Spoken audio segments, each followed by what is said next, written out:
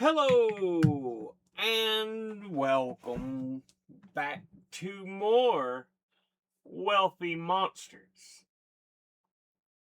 Before we get into this episode, I do want to go ahead and remind you I have two ways to donate to the channel if you are so inclined. I have a Patreon account, which is a monthly, month-to-month donation system, and I have a I can't even talk properly right now. I have a coffee account, which allows you to do the same, but also can make single one-time donations. I'll have links to both in the description box below the video. If you are financially struggling, please do not donate. I'd rather you be able to take care of what you need to take care of. It's tough enough with the morons in charge as it is. If you can afford it and you want to, thank you. I do appreciate it. It's me, myself, and I that make these videos. And I don't take commercials I don't do commercials as a personal choice, and I'm not getting any money for the videos as of yet. But with that said, let's go ahead and jump into the video. So we are back with more Wealthy Monsters, and for today we go down the list and arrive at number 6, Michael Dell. Here's from Bloomberg's billionaire list.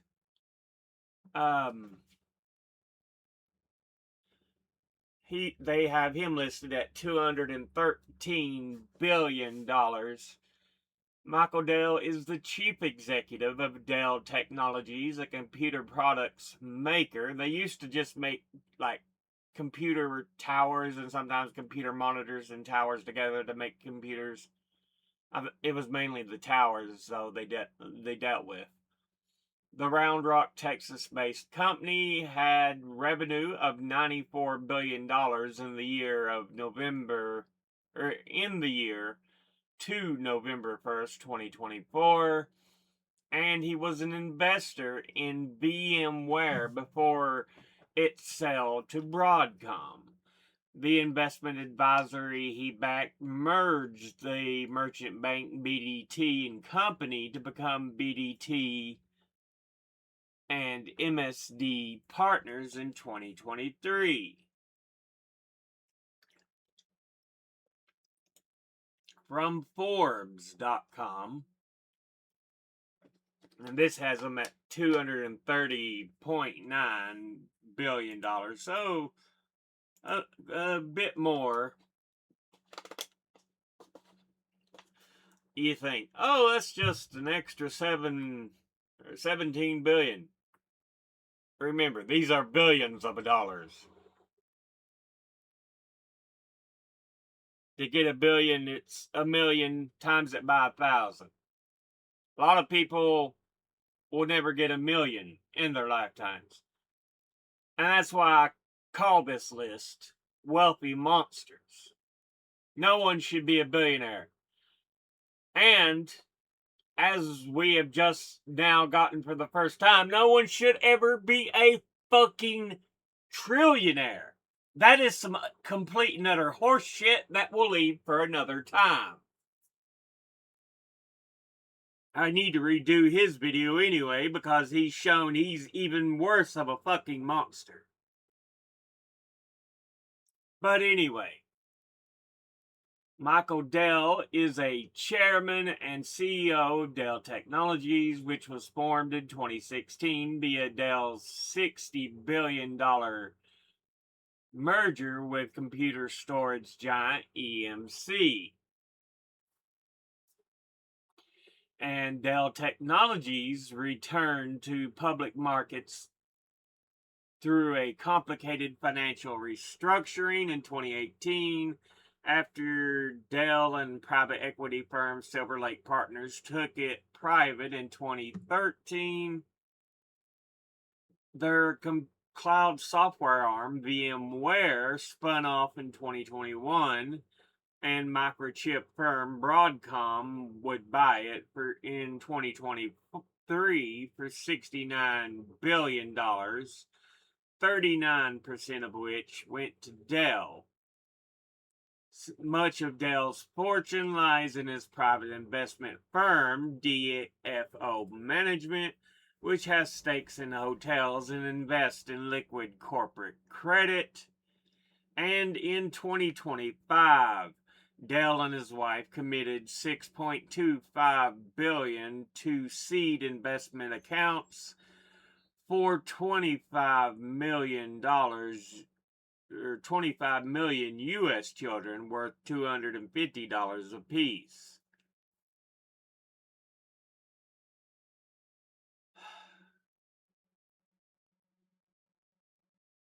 Seed investment accounts. I'd rather you plant seeds in the ground to grow food for children instead of, here, children, I got you some investment accounts. Fuck you. Fuck you. This is from Britannica Money. I wish it would just be regular Britannica. But anyway.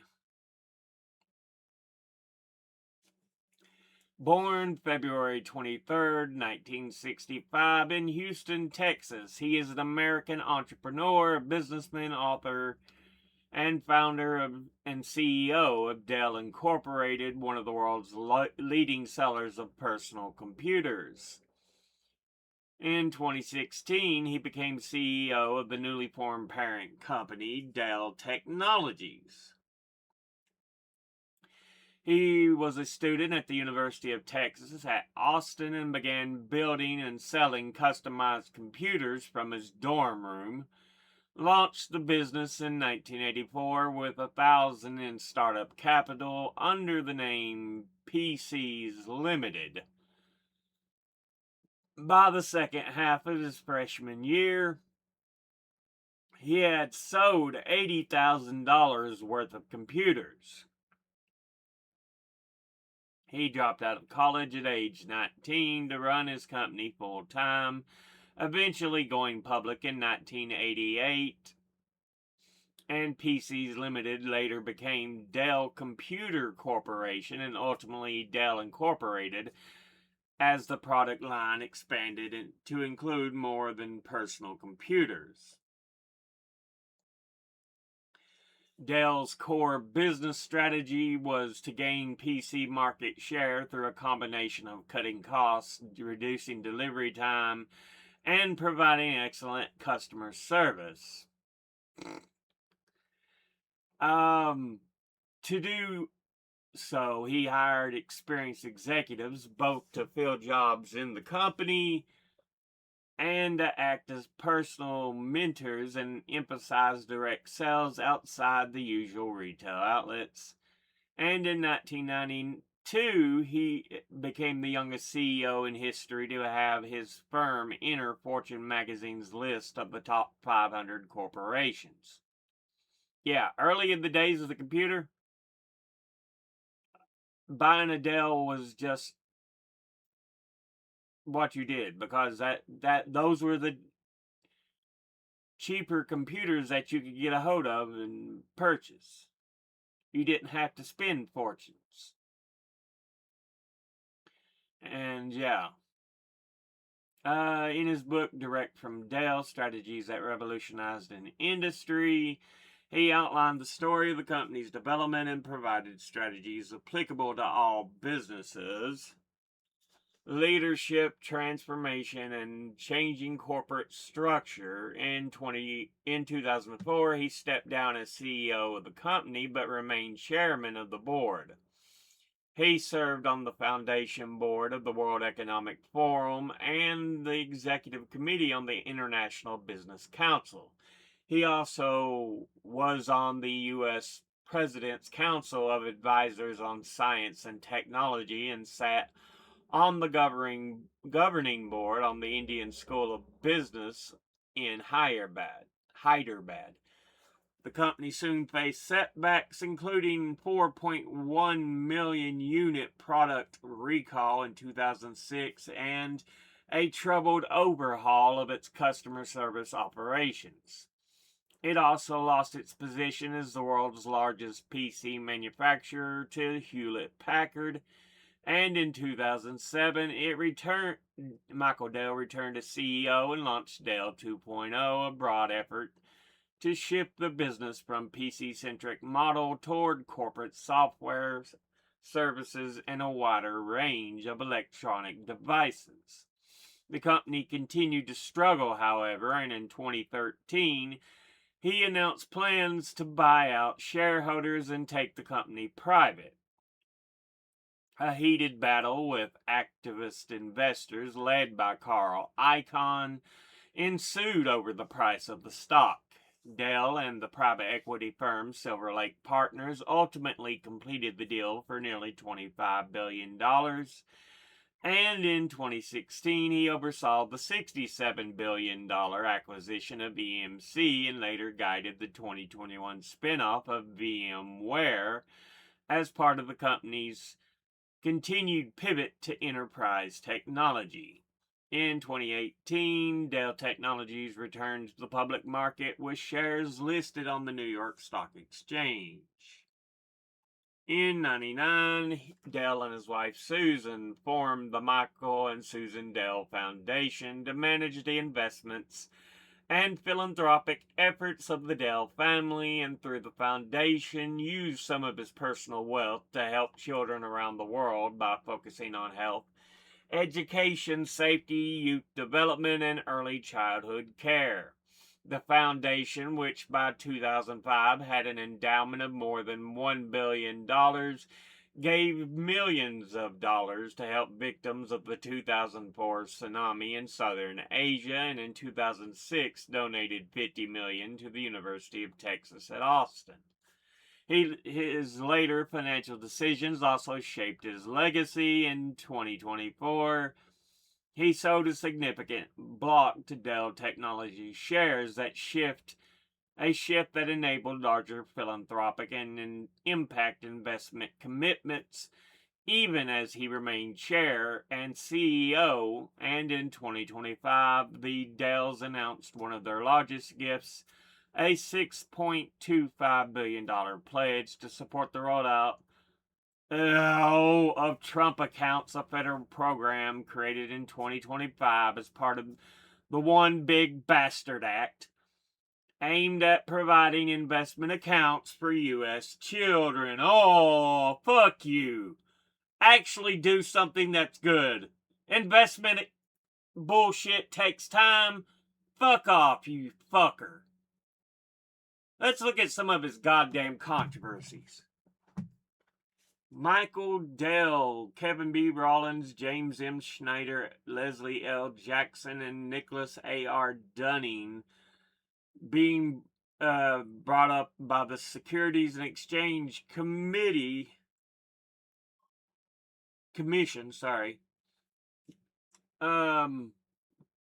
dealing.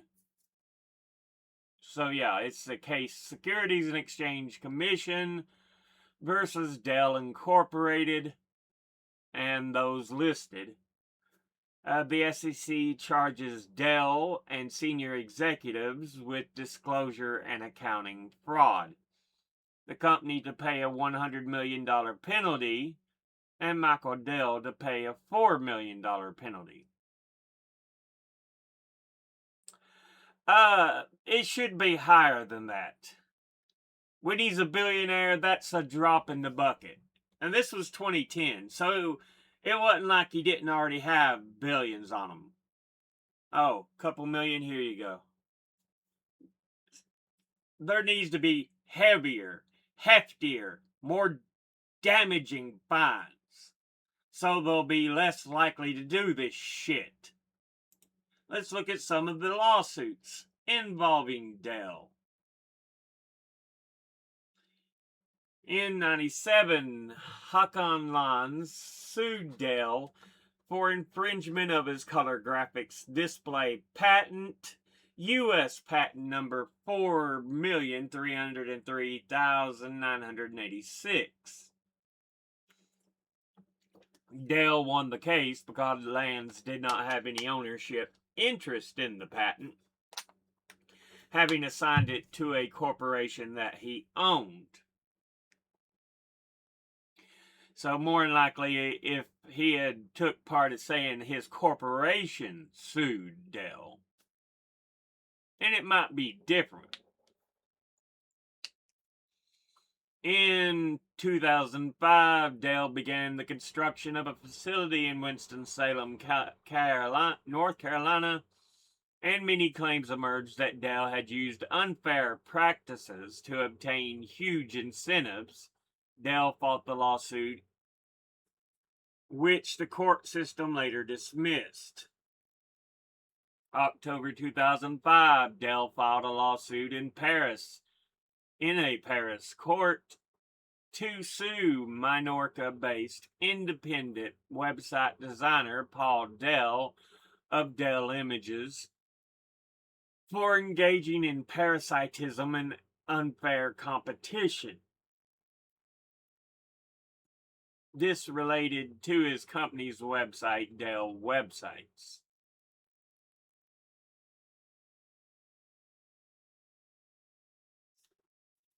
They don't list how that went, but yeah. January 31st, 2007, some shareholders filed a lawsuit accusing Dell and Intel of conspiring and accusing Dell executives, including Michael Dell, of backdating options and of propped financial reports, which ended up in the SEC as we saw. Specific allegations claim that Dell had received kickbacks from Intel to maintain Intel exclusivity, had used the funds to prop up sales figures, reduced the period and scope of its warranties, and cut corners on manufacturing and testing in order to funnel additional funds to sales, causing the stock price to inflate to around $40 per share. And once stock prices had peaked, several Dell executives, including Michael Dell, sold massive amounts of their personal stock holdings to benefit from the artificially inflated stock price. In February the 8th, 2007, 7 current and former workers at a call center in Roseburg, Oregon, sued the computer maker, saying the company worked its sales reps off the clock, meaning you technically didn't get paid, failed to provide proper rest breaks, and improperly recorded their lunch periods. Moves have begun to turn the case into a class action. Dell suddenly closed down the facility in Roseburg, Oregon on August the 2nd, 2007. The facility had consisted of computer and electronic sales agents and of customer service representatives. So instead of facing the bullshit, the actual allegations against him, he's like, I'll just close the facility down. You know, the bitches that the wealthy are. In 2007, an article titled Computer Giant Faces Consumer Lawsuit. Consumers allege that they didn't get the tech support they pay for, appeared on an NBC News website.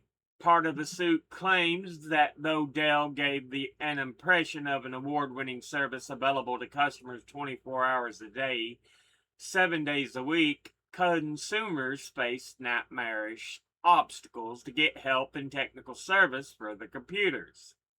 New York State Attorney General Andrew Cuomo said that New York had received 700 complaints about Dell, more than the number of complaints for any other related subject. In May of 2007, Cuomo filed a lawsuit against Dell for false advertising and deceptive business practices. including offering misleading financing and failing to honor rebates, warranties, and service contracts. Dell spokesman Bob Pearson portrayed the lawsuit as based on only a small portion of Dell's customers and in no way reflecting the way the company treats its customers. Dell's hardware warranty contract says that the customers must troubleshoot over the phone, including possibly opening the computer, before Dell will send a technical service provider to replace a part.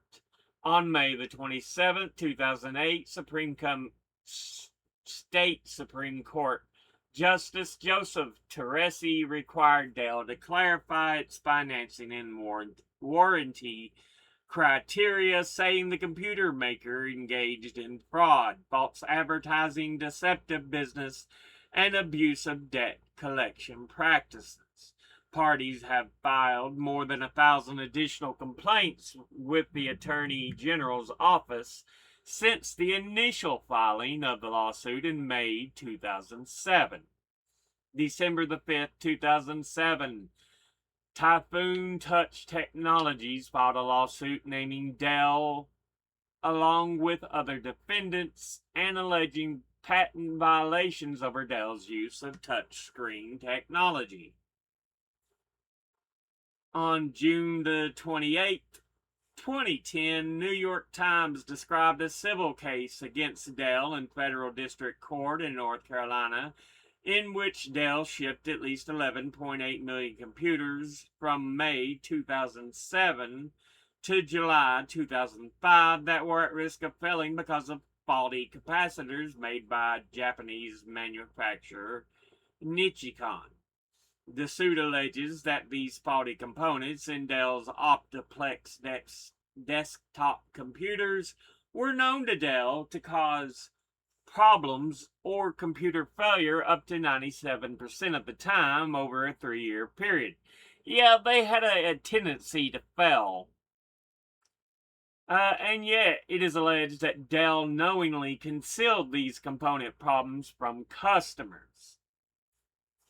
On February the 18th, 2019, Cecilia Gilbert, a transgender employee, filed suit in New York federal court for discriminatory termination. Dell invoked an arbitration clause, and the case was sent to binding arbitration. On March the 4th, 2022, the arbitrator ruled that Dell had terminated the employee because of gender identity and disability. So yeah, she was seen to have filed correctly. On June the 18th, 2020, Merck America Incorporated filed a $9.6 million suit against Dell Marketing on behalf of Dell Outlet. The claim is that Dell Outlet issued secret rebates to one of its resellers, harming competition. So yeah, clearly they haven't been without their own issues. Notably, when they supposedly pumped up their own stock prices by kind of cooking the books and then selling the stocks to make money off of it. That's just pure greed. Born in Houston, Texas, February 23rd, 1965. Went to the University of Texas at Austin, but dropped out. Married to Susan Lynn Lieberman. They have 4 children together.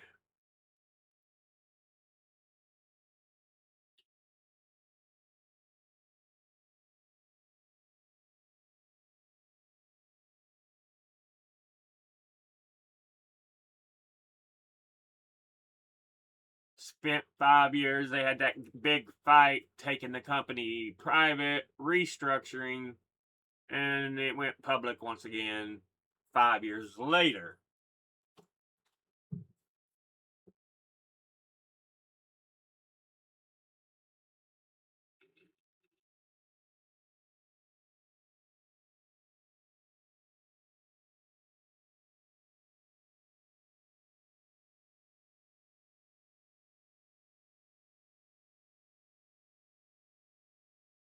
anything of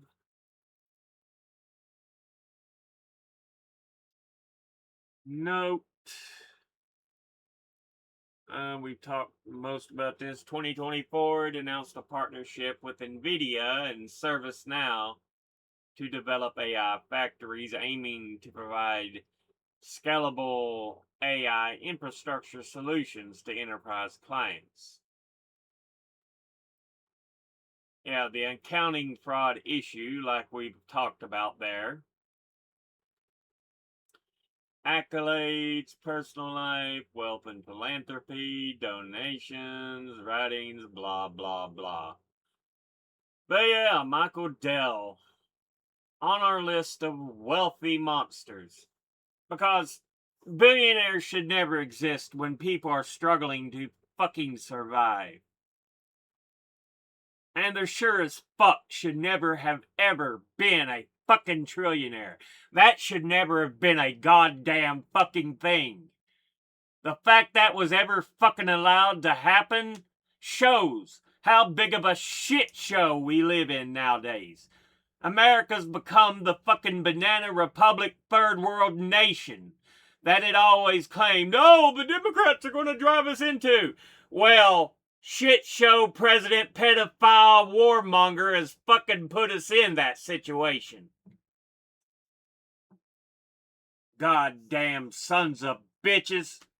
But yeah, fuck Michael Dell. He's a wealthy monster.